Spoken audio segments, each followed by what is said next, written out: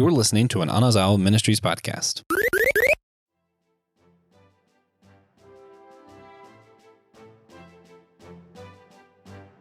You know Dasher and Dancer, and Prancer and Vixen, Comet and Cupid, and Donner and Vixen, but do you recall the most famous reindeer of all? Tony Chopper, the blue-nosed reindeer. That's right, guys. We're back with our One Piece series. I could not be more excited to talk about the Drum Island arc where we meet Chopper the reindeer. This is Systematic Geekology. We are the Priest of the Geeks. I'm Joshua Noel, and in the last week, I've rewatched the Drum Island arc of One Piece twice, once in English, once subbed in Japanese, just for the sake of seeing them both. And I couldn't be more honored than to be here with our fellow host, the one and only, the original One Piece fan. I think of all of our hosts, she got into it first. Yeah, I did. Elizabeth, Pangalangan, Clyde. Pang, how's it going? Hello. It's going pretty well. I have 4 wedding cakes this weekend, so... That's all. How many of them are One Piece themed? None, though. That's a tragedy. Okay, well, I have 4 cakes. I shouldn't have said wedding. 2 are wedding cakes. 1 was Lego, so that was fun. Oh, so cool. A little nerdy. Yeah. So what's the thing you've been geeking out on the most recently? Cakes. Fair enough. And I've been rewatching Brooklyn Nine-Nine just as background. That's a good show. one. So I guess good show. It's so good. Yeah. We gotta do that one day. Well, guys, if you want to hear the other episodes reviewing One Piece, we do have a series going on, and you can go to the show notes down below to see the other reviews of different One Piece arcs and sagas, or however. We just kind of divided it up in ways that we thought made sense, to be honest. Yeah, it's not really arcs or anything. Just kind of how we did it, which is different than Netflix did it, because they're going to cover most of what we're doing now in like 4 episodes during season 2, I think. Anyway, jumping into the actual episode, let's start with kind of a recap of how we get to where this arc starts, because this arc starts with Nami sick, and they're at Drum Island. Elizabeth, how do we get to this point? So I know they just left the Giants Island, and then Nami becomes sick, and we do not know what she is sick with at the time. We just know we need a doctor. And with the log post, you can only really go to the closest island. And this is how they discovered the island of Winter. And so when they stumble upon the village only gets visited by a quack because the pseudo king takes all the good doctors. So only a quack will come down the mountain every once in a while to help the people. So Luffy, this could be a shipping, arc, if you will. If you will, It's not. Luffy puts Nami on his back and he, proceeds to find her help. Luffy also would have done that for any of them. I'm just saying, I didn't say he wouldn't have, Josh. I'm just saying this could be a great shipping moment for them. Ignoring that, I don't know how much we've gone into how like the Grand Line works at this point with the dials and all that, because I don't remember the other episodes, to be fair. That's on me. But once they've got to the Grand Line, so they start in the East Blue, everything that happens in Netflix, whatever. Once they make it to the Grand Line, they're still trying to find the All Blue. And in order to navigate the Grand Line, you have this like special compass, and it only takes you to one island at a time on a specific path. And if you don't do it, you just get lost. So no matter how much you don't want to go to these islands or stuff, you have to at least get your boat there before you have to stay at certain times too for the compass to reset to another island. Yeah, so they're like forced to be there. They're pretty much the compass witch. Yeah, at this point. Mm-hmm. Yeah, so let's take them to a few different places. We do find out it is Nami's own fault that she's sick, but we find that out in this arc later on. When the doctor's like, I don't know how you would have got this disease. You weren't randomly going around with your belly showing in the middle of a jungle that you're unaware of what kind of wildlife lives there, have you? And then they do the flashback of her doing that several times. I mean, well, like, you have to have the fan service, so it wasn't really Nami's fault. She was just trying to get the ratings. Yeah, that's what it was. Mm-hmm. No, I do love this arc. I love how we get here. I love, honestly, that they just kind of point out, yeah, you have to have a doctor. Just kind of the pirate lover in me, where I just love pirate history. It's like, yeah, that's many pirate crews have just died because of sickness. You either have to have a doctor or be lucky enough not to get sick, which does not happen when you're on the sea. So does make a lot of sense that this situation would occur. They end up on this island. Of course, it happens to be the snow island because that's just how life works. And of course, it happens to be the island with like no doctors because that's just how life works. Yeah. I want to, before we get into like the meat of like the topics and stuff, I want to talk about why we specifically wanted to do this arc, because we have like on our topic sheet where all the hosts sign up, we all like what episodes we want to do in the series, and both of us like highlight our name. We have to do this arc. Why did you have to do this arc? Honestly, Josh, I think I just put everything I could talk about down. So I hate to burst your bubble, but there was no particular like. You bolded this one. You didn't bold all of them. I mean, because I can talk about. I didn't bold every single One Piece arc. Oh, I don't know. Maybe I was just wanting to make you think we had a deeper connection than we do. In my mind, it was because of your tattoo. Like that's what like headcanon was. Is that you have the cherry blossom tattoo and you just wanted to talk about it? No, not my tattoo has nothing to do with it. I mean, I do like Chopper because we're just talking about this arc, right? Like, yeah. Okay, yeah. I mean, I'll mention this stuff ahead of time, but you know, spoilers are fair game, I think. Yeah. But I mean, I do love the Quack Doctor, honestly. Like, I feel like if I had a spiritual grandma, she would be it. So maybe that's why. Yeah. This arc, for some reason, was very personal to me. I think, because I identify with Luffy, and I don't know how to like word this correctly. There are certain types of people that I just click with and immediately care deeply for. And Chopper fits that box of the kind of person that I would just care deeply for. And then seeing like such a tragic backstory that he has and how much of an outcast he was and just how fully accepted he was by Luffy and the gang without having any cause to accept him. It impacted me deeply. And then kind of seeing where he was able to fulfill his mentor's, wishes in the end, what his mentor spent 30 years trying to perfect to heal the island. And then also the fact that what was healing the island wasn't some kind of great science thing, but more just this idea of beauty was going to heal it.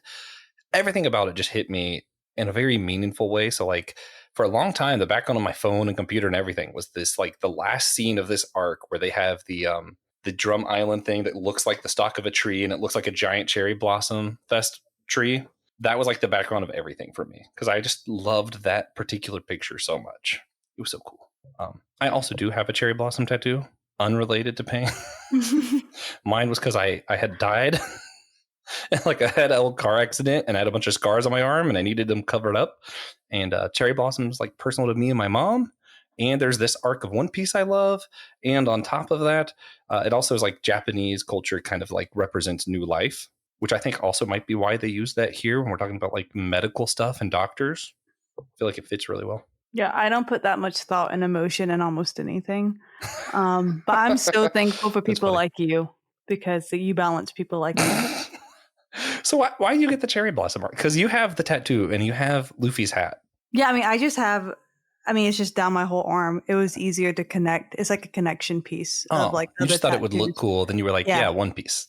Yeah, well, I already, I got the Totoro tattoo. And I was like, man, Totoro looks hot. I think he needs some shade. I'll probably put a cherry blossom tree. It's like, ooh, there's a little spot on this branch. Let me hang Luffy's hat. I was like, ooh, oh god, let me put like, so it's just been kind of like, and I'm like, oh, this is great because then between my other patchwork tattoos, I can just have blossoms like kind of floating. So it was more just aesthetics, not emotional connection. That makes sense. So that's kind of where I'm at with why this arc's meaningful to me, all that kind of stuff. And we'll get more into it as we discuss the story. But Elizabeth, if you had to like, I guess the easy answer is Chopper. But is there any other reasons, like, why is this arc important to, like, the overall story? Like, where does it fit in the narrative? I mean, really, they just need to get a doctor. And then they also have, I think they strengthen a little bit of the relationship with Vivi. But yeah, it's just, there's so much connection in every episodes and every single arc that goes deeper than what I can even fathom. Because I'm just like, oh, like 300 episodes later, I'm like, look at us backtrack into this moment. Gosh, yeah. Wow. Yeah, that's like Odo, like the guy, the man who writes the manga, like blows my mind. Because even like Vivi was really important for a while, and then she just kind of fades out, and I was like, okay, well, I guess she's not important anymore. And I think, boom, yeah, she it's comes almost back. 1,000 episodes later. It's like, oh, bam, now she's like a regular character again, and you're like, excuse me. Well, even when they spoiler if you guys haven't seen it and lived under a rock, when they kick what's the guy's name, the Munch guy? Oh yeah, yeah. Munch. I forget what his name. I just call him Munch Near guy. the end of near the end of the arc, Luffy literally just calls him Mouth, the annoying mouth guy. Yeah, but he goes like, all right, we defeated a bad guy, and he pops up like 1,000 episodes later. Yeah, which is crazy. So, yeah, I think it's important because Chopper, you have to kind of have Chopper's background to understand his character. Even 1,000 episodes later, one thing that I picked up on watching this is just like, because of how long the story is, I feel like you forget how much character progression happens. So I'm rewatching these characters going, that's right.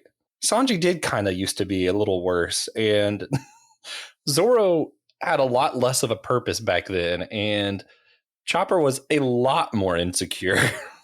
Mm-hmm. I mean, well, he was insecure because the two doctors are the only humans who ever treated him and accepted him. So, yeah. And all of his reindeer friends wouldn't let him play any of their reindeer games like Monopoly.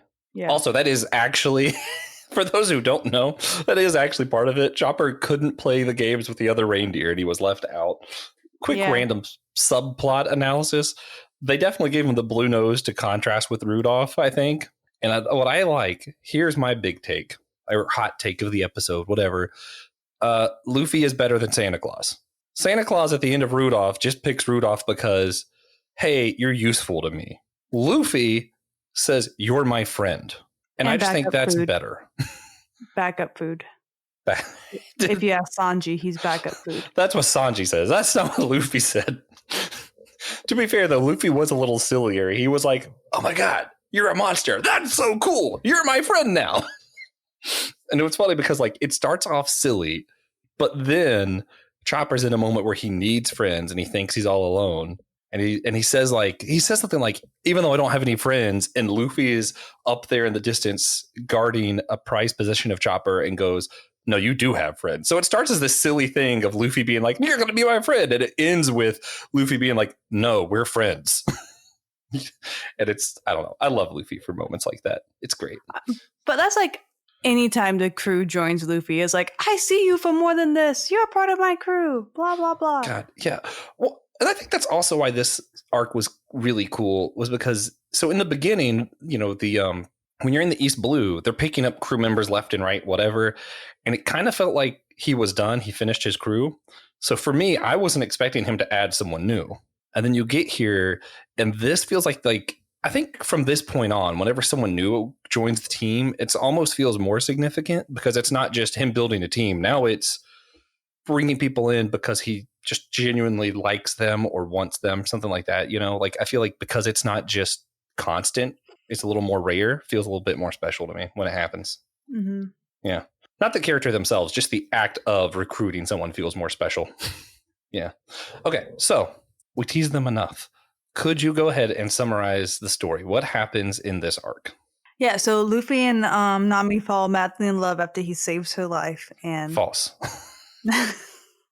No, that's just the fan fiction I read. I don't want to hear about that. So pretty much, Nami wakes up and she finds out that she got bit by a bug because she was doing how she was written and in the jungle with her belly out. It wasn't her fault. And that's when we kind of discovered the history of the town, how that they have been taken over by the guy who ate the munch fruit. So pretty much he just threatens to eat everyone. Love cannibalism. That's great. But, you know, they find out that he is bad guy, of course. And we learn about Chopper's backstory, which I think is what Josh is so fondly of. I'm pretty sure I did tear up at this episode. So we learn how Chopper, when he was just a young little reindeer being shunned, meets the doctor. And I can't remember his name, so we're going to call him the doctor. The other doctor that saved Nami, I'm calling her the quack. Okay, they have names. This is how I call them. and Josh can call them by their proper names. So Chopper meets the doctor, and that's where he learns medicine for. And everyone kind of hates the doctor, so he was an outcast. So together, Chopper and the doctor were outcast together. But the only reason why he was an outcast was because he was just a goofy guy who wanted to make cherry blossoms bloom in the winter town. He believed that the beauty of the cherry blossom would heal the hearts of the whole island to add beauty in this winter wasteland. And so you really just see the dynamics of how close they get. And in learning that backstory, the doctor would talk about how the pirate symbol, the Jolly Roger, is a symbol of freedom and is a symbol of like pretty much having your, like, is the life, like this is where dreams can happen, like blah, blah, blah. So when Chopper is reading through medicine book or herbs or whatever he's reading, he sees, I think it was a mushroom, if I remember correctly. And he sees the pirate sign. So, of course, he's going to pick that mushroom and give it to the doctor so he would feel better. Mm. And this is what I mean by killing your mentors. Yeah, because the crossbones was like the toxic symbol. He thought it was a Jolly Roger. Yes, because the doctor was sick. And so Chopper was like, I am going to save you. Isn't that so sad? God, it's so tragic, especially because the doctor tries to kick Chopper out. It's like, I don't want you anymore. I healed you. I don't need you around. And it's like, it turns out it's really just that the doctor was sick and he didn't want Chopper to see him die. Yeah, he wanted Chopper to get on his own 2 feet. And then Chopper ends up killing him. It's like, the irony. Yeah. It's like, oh, man. Yeah, he for sure sped up the process. And of course, the quack doctor, who was like the only friend, didn't make it any better. She was like, you fool, you've killed him. Yeah. Jerk. Yeah. I can't pronounce either of their names for the record. So it's like Dr. Hiruluk, and the other one's like Kureha. I don't know how to pronounce that, but she's like, a lot of people think she's like a witch doctor. So they just call her like the witch. So I just call her the witch. That works. Yeah. But it was so interesting too. So Dr. Hiruluk, whatever, Chopper's mentor, he tried to heal people through a bunch of different means. He was largely unsuccessful, but what he was successful at was kind of teaching Chopper like the principles of what a doctor is. A doctor cares for someone, even if they're the bad guy, even if they don't deserve medical attention. It's our duty to give it to them, which comes out later when Chopper's like fighting people. And instead of like finishing them off, he's like, no, my duty is to help people heal, not beat the bad guy. And Chopper does kind of hold on to that throughout the series. It doesn't come up as often, but it's interesting. Like, he keeps these principles. The reason that I thought was interesting with the Jolly Roger, the two though, was the doctor kind of taught Chopper, this is like, we want to fight. Doctors fight like pirates fight. And in context of Drum Island, where all the doctors were kind of taken away, it's interesting because the government is using like the medical system to take advantage of the people, like reframing doctors from seeing people. And in One Piece, the pirates are kind of like the anti-establishment, the anti-government. The government is evil, so we need some pirates. Some pirates are still bad guys. Some pirates are good guys like Luffy. And there's kind of like this weird anti-government thing. So it's interesting in a land where the medical system is corrupt, that is what the doctor cleaned to, and that's what Chopper learned from.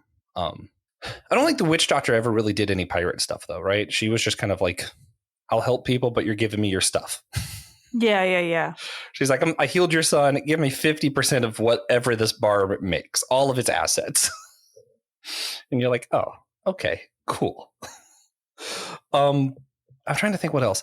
The Chopper's mentor, whenever he was trying to like create the cherry blossoms on the island, everyone thought it was crazy because it's a snow island. And he developed this thing and he said it would do it. And Chopper thought that he had administered it near the end and then couldn't tell that it did anything. I thought it didn't do anything. And I thought it was a failure. And he was so sad. And that's when they're leaving and they look back and the whole island looks like one big cherry blossom tree. So it's like they thought the doctor was a failure, even to the end. Chopper thought he wasn't able to finish it. And then it's like, oh, wait, there it is.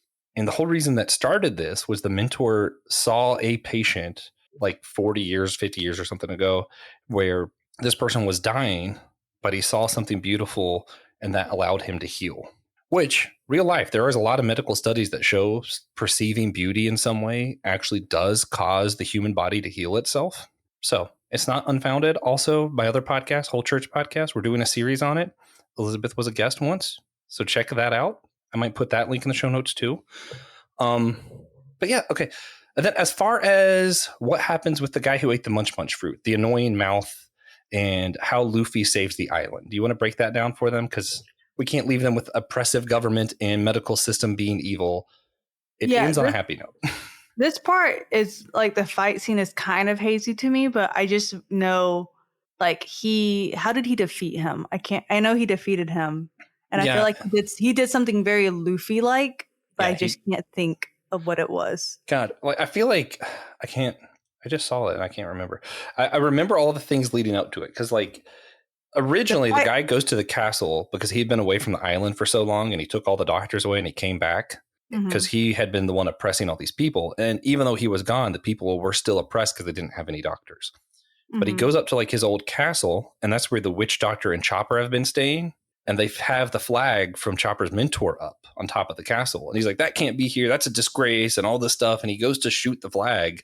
And this whole time, like they're having the fight scene outside, Luffy is inside looking for a sweater and refuses to wear Nami's sweater. And eventually Nami convinces him, just like, put on the sweater, dude. Like, he's like, no, it's cold outside. I can't go out with this. I can't go out with a girl sweater on. But he's okay with his flip-flops. Yeah. Yeah, it makes no sense. But eventually he puts the sweater on right when the guy goes to shoot the flag down off the castle. And he's like, boom, you see the explosion, the smoke fades away. And instead of the flag being gone, there's just Luffy standing in front of the flag holding it, doing this big heroic speech of you will not harm this flag kind of deal. And the guy keeps shooting it like, now he's just destroyed. He took that shot head on and Luffy's just standing there with the flag.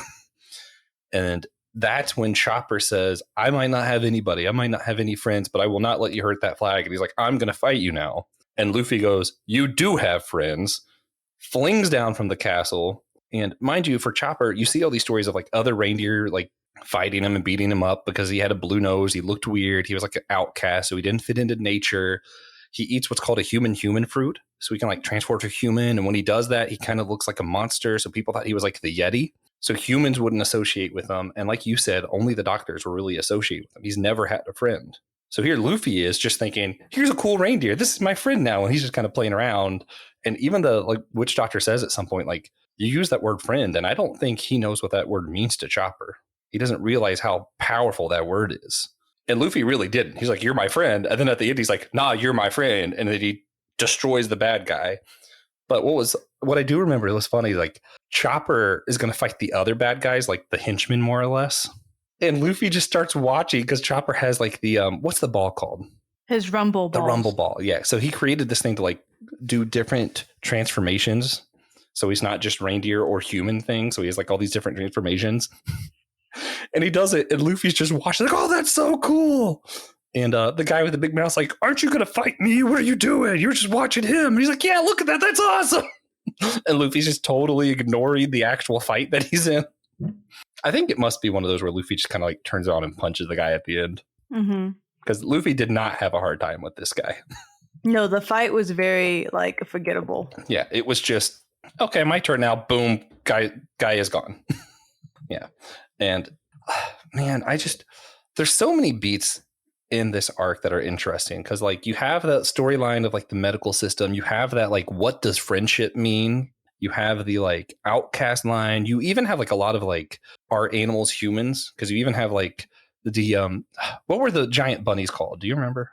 No, they were just like the snow like bunnies. Giant snow monster bunnies are in this which sounds so ridiculous. But they kept trying to attack Luffy and Sanji while they were transporting Nami. And at some point, one is like hurt and buried under the snow after Luffy punched it. And Luffy just pulls it up. And then later on, the animals help them. And just kind of like, you have this like throughout the series of like, how do we treat animals? Do we treat them well? We have this like, what does it mean to be a friend? What does it mean to be a doctor? What does it mean to have suppressive government or good healthcare system? What are some of the other big themes you can think of? Or is that all of them?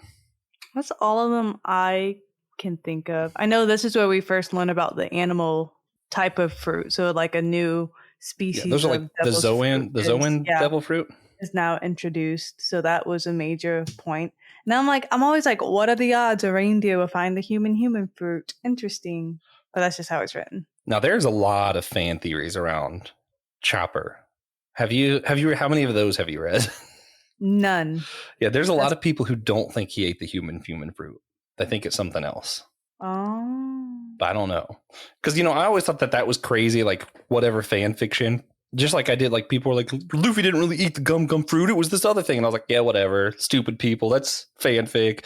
And then it's like, oh, Luffy, spoiler, really didn't eat the gum fruit. There really was something different. And I'm like, now I'm just like, okay, you know what? Maybe they got something right. Maybe they're onto something with this Chopper thing. Some of thing. these fans be detectives and they just figure it all out. Yeah. And we just kind of watch and wait.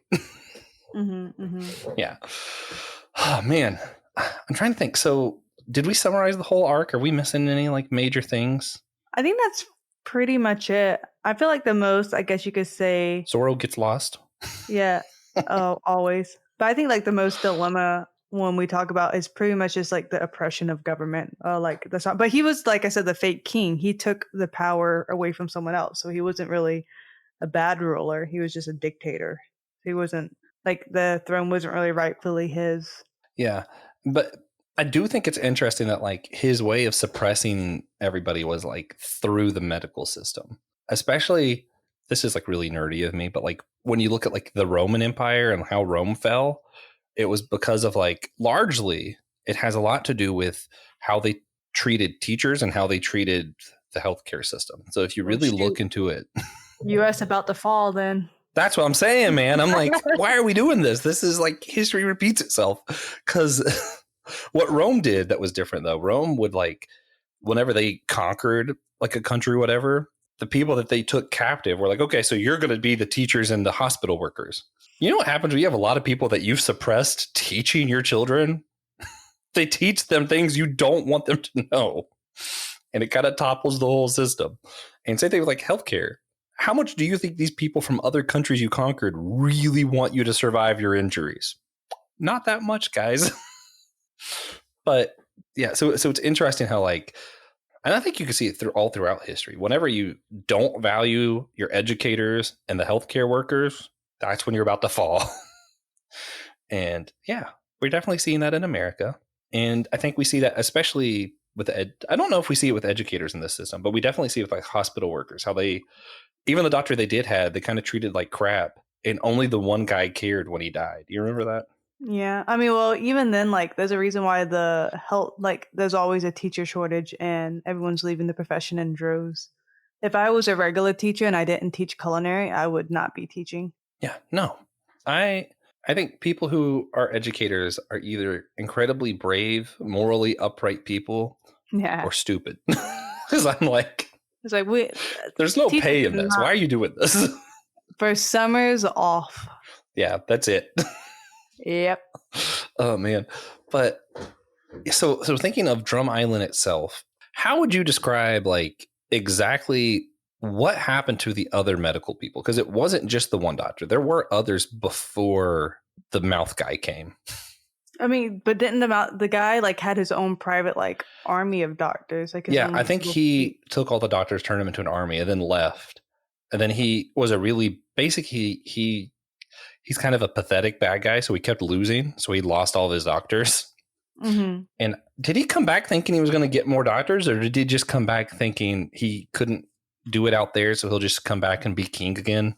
I think that was it. He went to go conquer a better island, but he couldn't do it, so he came back to retake his island. Yeah.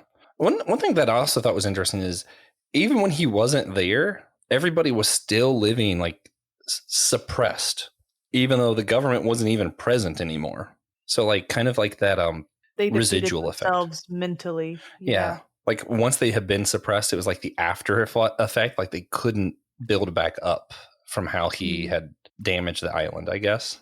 Mm-hmm.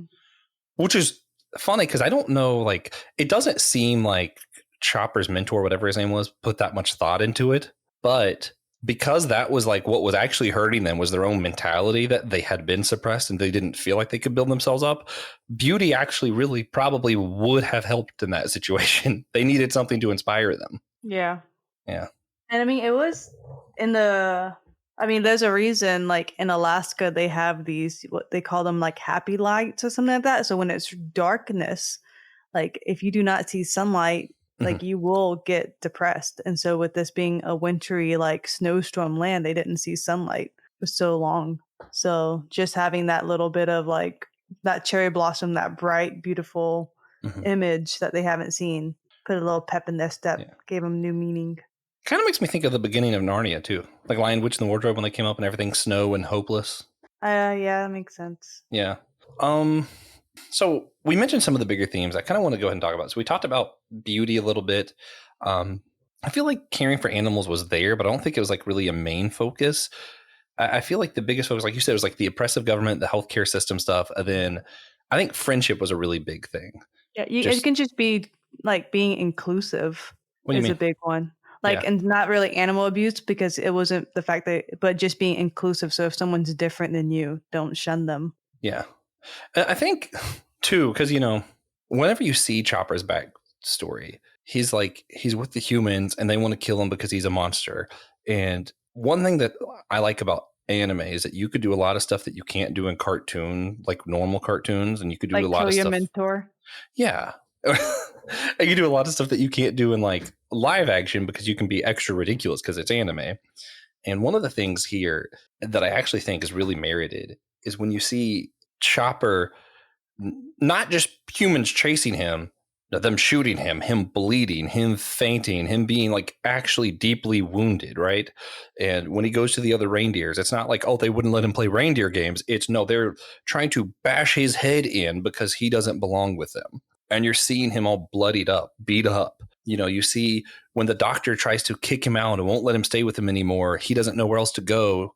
And the doctor says, it's because you don't need my help anymore. So what's he do? He cuts himself and you see Chopper bleeding. And it's like, seeing that, I feel like gives it a lot more of an impact. Mm-hmm. Yeah. So when it comes to like inclusiveness or friendship, because I feel like those kind of go hand in hand in this story, what can we learn from that? Like, not even just as Christians, but just as like human beings, what do we learn from this arc that tells us like how to be better? Well, I mentioned it before, but like just being kind, being inclusive, like everyone should hopefully have a friend.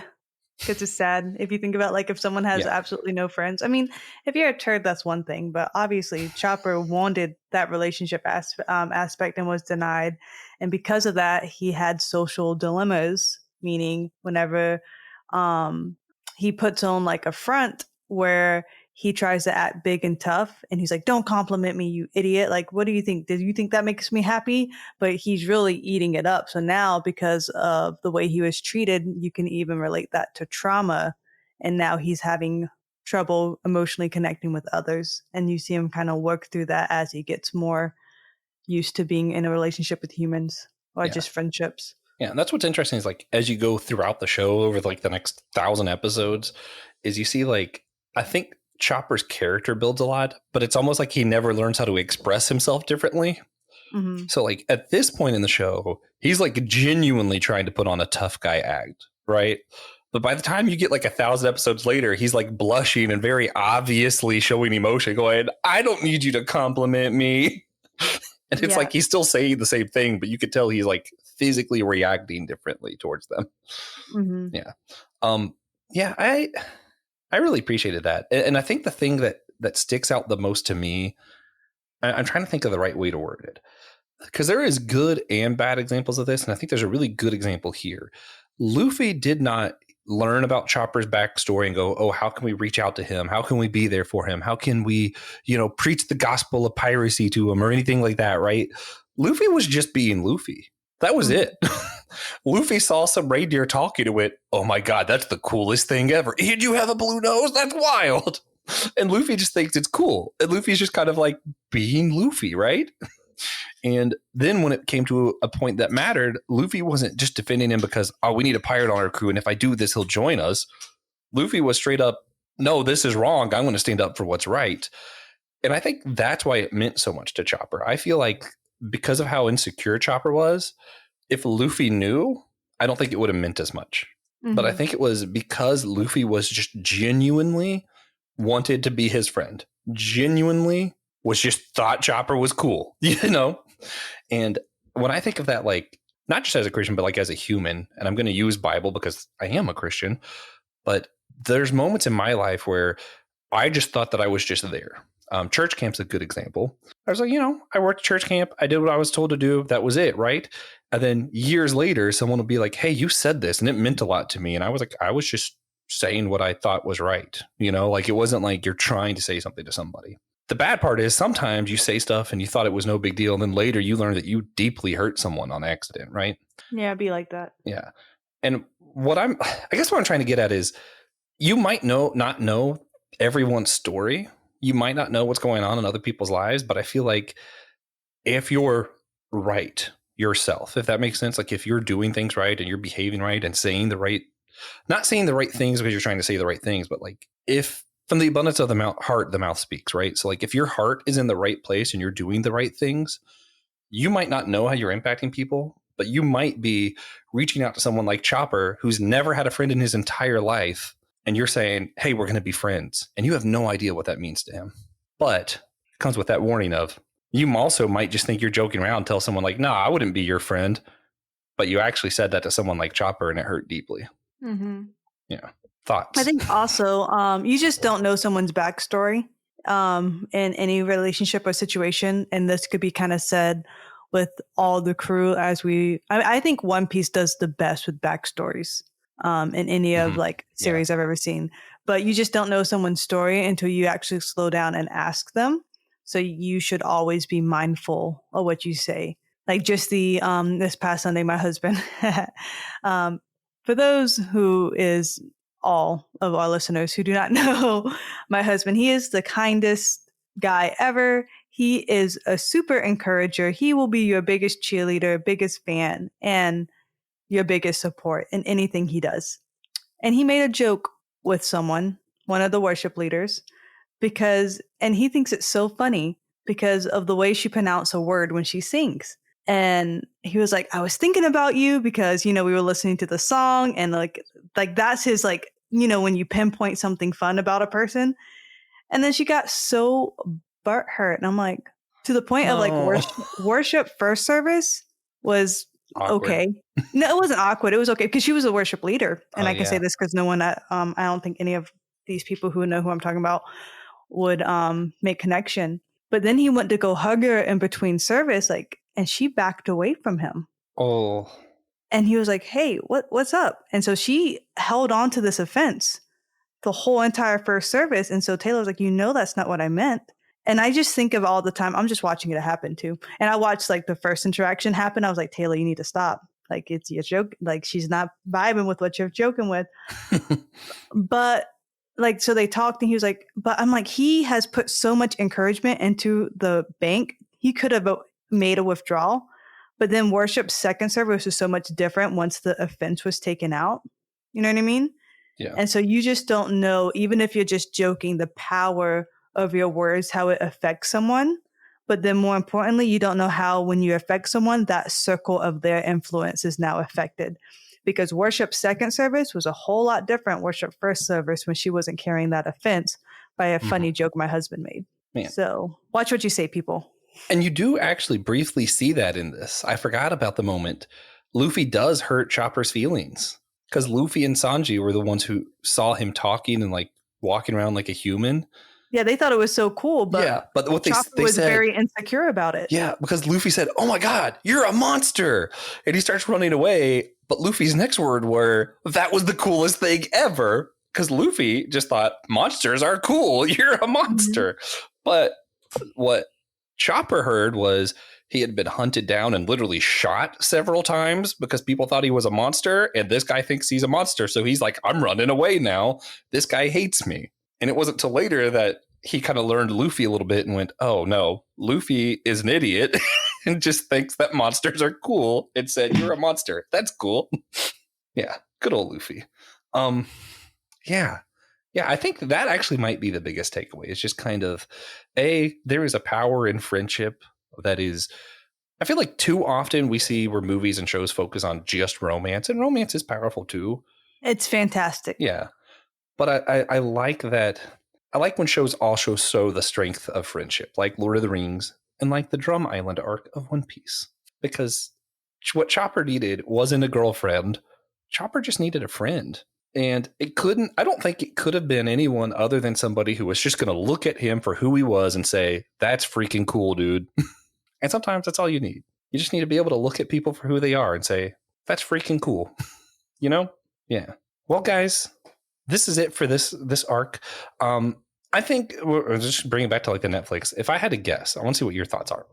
So the way they did season 1, I think what they'll do for season 2 is they'll do 2 episodes on Impel Down, 1 episode or 2 episodes leading up to Drum Island, 2 for Drum Island, and then 2 are going to be Alabaster. What do you think? When you said Impel Down, did you mean Logtown? Yeah. Okay. Thanks. I was like, No, Impel Down is going to be its own whole season if they get that far. And if they do, I might not make it. Yeah. So if it's going to be 8 episodes, I feel like they can do Logtown in 1 episode. I think they could. But there was a lot that they did season 1 that I thought they could do in 1 episode. Yeah, but I feel like they'll do it in 1. So I think it would be Logtown. I feel like Chopper could be 1 episode. I feel like they might rush it a little bit. That's just my opinion because I really think season 2 they want to end with Alabaster. Like end as in beginning of Crocodile or ending with Crocodile? Yeah. Okay, I can see that. But then you still have, because what's after Snow Island again? Crocodile. Is that it? He's next. Yeah. Oh. And then I feel like there's a little bit of filler, so maybe. Yeah. I could see what would be, to me, what I think would be the smartest route if Netflix for some reason is listening and they do another 8 episodes for season 2. What if we got 10? 1. 10 would be wild. 10 would be we would all just lose our mind. But if it's 8 again, Lockdown 1 leading up to Drum Island, 2 for Drum Island, and then 4 whole episodes of Crocodile. Because that arc is like, it's huge. Like, not huge, but it's a pretty big arc. And when I said I had a tied for my 3 favorite arcs, it's this one, it's Crocodile, and then it's Impel Down. Those 3 are great. But I had to do this one because it's personal to me. Crocodile's not as personal, and I think TJ just knows it better, so he'll be on that episode, I think. Mm-hmm. But yeah, that's how I'm thinking Netflix is going to do it. Also, for those wondering, I have cried like a total of like 5 times at television. Twice was because of One Piece. One of those times was Drum Island. The other was Impel Down. So, if you haven't seen it, I say watch Drum Island. I think it's something you could watch on its own. I don't really think you need the rest of One Piece to watch it. I think it can stand on its own if it needed to. Yeah, I agree. Yeah. And with that, we're going to go ahead, wrap this one up. Remember, you can subscribe on Patreon or whatever for the extra question we're going to do here at the end. We're going to be asking about if we had a Zoan fruit, which one we'd want to do. So it'll be fun. But subscribe, check it out. For recommendations, actually, I just started a comic I'm going to recommend. It's a whole huge series that I didn't know Scotty Young did that apparently is his most personal work, according to him. Middle West. It's cool. There's trolls, foxes, ghosts. It's a good time. So if you're into graphic novels, Scotty Young, Middle West, great read. What about you? So even though I haven't watched it yet, this is what I'm going to recommend. Spy Family. Well, because season 2 is out and I haven't had a chance to watch season 2. Oh, is it a show? Yeah. Yes. Man, I thought that was just like y'all were saying Spy Family and you were just talking about like all the Spy Kids movies. No. No. So pretty much right now. So the second season just came, but pretty much it is a spy who needs to in order to do this operation, he needs to find a wife and child because the only way to get close to his target is through the children of this prestigious college. That sounds like a sitcom. So he adopts a kid who just happens to be a psychic who can read minds, but now he needs to, find a wife. So like the family looks legit, and he fake marries an assassin. And so the person who is an assassin wants to get married because they are finding all the workers like that. And so older single women look more like risky type deal and getting stopped. And so she needed to find a husband. He needed to find a wife. And the girl who didn't really have a good childhood, and it's hinted that she's been experimented on. She can read all the minds, so she just thinks she's living her best life in a movie, pretty much. It's pretty entertaining. That's Yeah, I know. definitely different than I thought.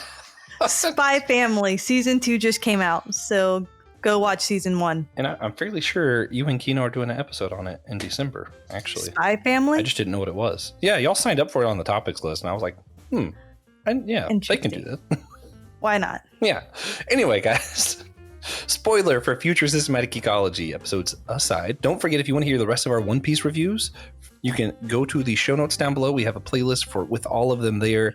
Check out our Instagram for some regular posts, reels of our comic book pull list. Right now, TJ, Will, and Nick, and Sari are all at Theology Beer Camp when we're recording this, and they're sending us pictures from that, and I'm sure some of those will be up on Instagram as well.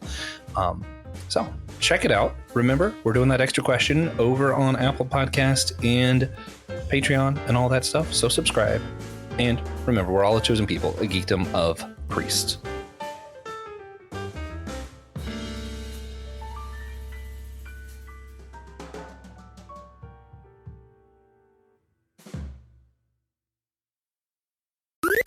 This was an Anazao Ministries podcast. If you enjoyed this show and would like to learn more about our network, be sure to check out the Anazao Ministries podcast network.